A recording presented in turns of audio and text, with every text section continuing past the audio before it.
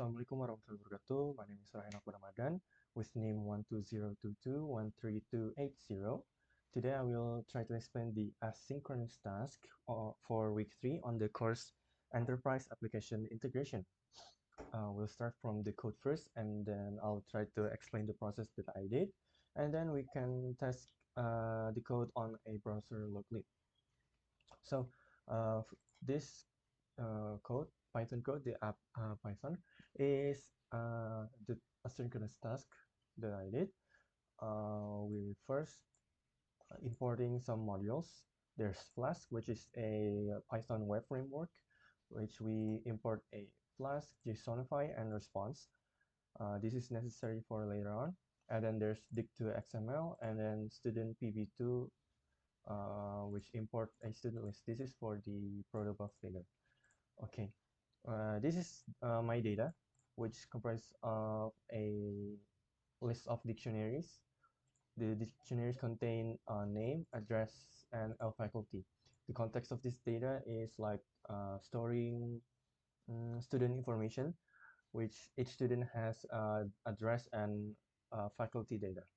There's 7 of data here, and this data variable, is trying to simulate like a database. Okay, and then the next is this, which is an app variable, which creates an instance of the Flask application. And then the next one is the endpoint. The first one here is the root, which basically just returns a welcome message each time we try it on the web browser.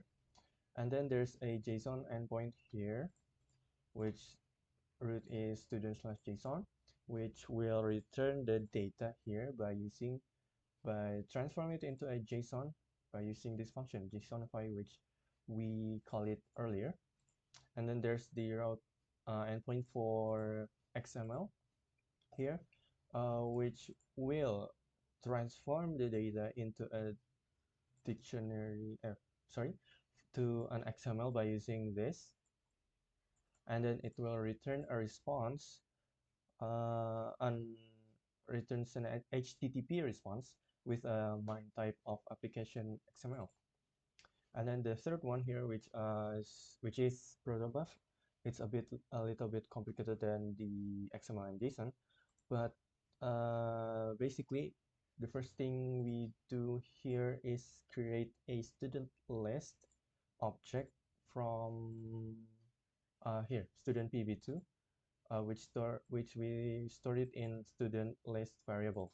Now, student pb2 here is from this file, which automatically created by this student.proto.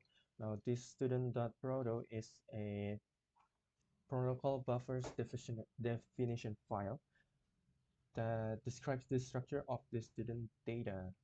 Yes, in here we have the version of the protobuf, and then there's the we define a student object here with 3 string fields, which is name, address, and faculty.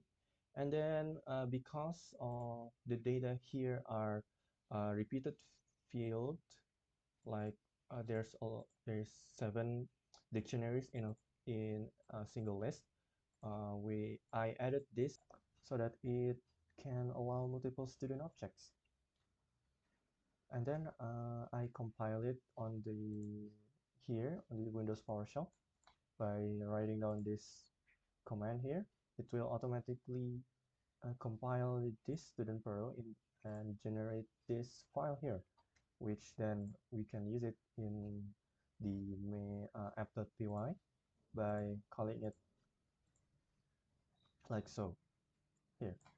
Then after that, I use a for loop to call each item in the data list above by calling the item name, address, and faculty. After that, I return the response here by serializing it to string with the MIME type of application /x protobuf. And the last one here is to run the application, which starts the Flask application in debug mode. So let's try it on the browser first here, and we can run it here. Let's do it like so. Okay, give it a little space. Okay, first we're going to try out the JSON. Let's type it student/JSON, and here is the JSON data, which is the same. There's Tony with from Jakarta with the faculty of FIK, and the rest is same. Let's try the XML, which will return the XML of the data here, and the last one is the protobuf.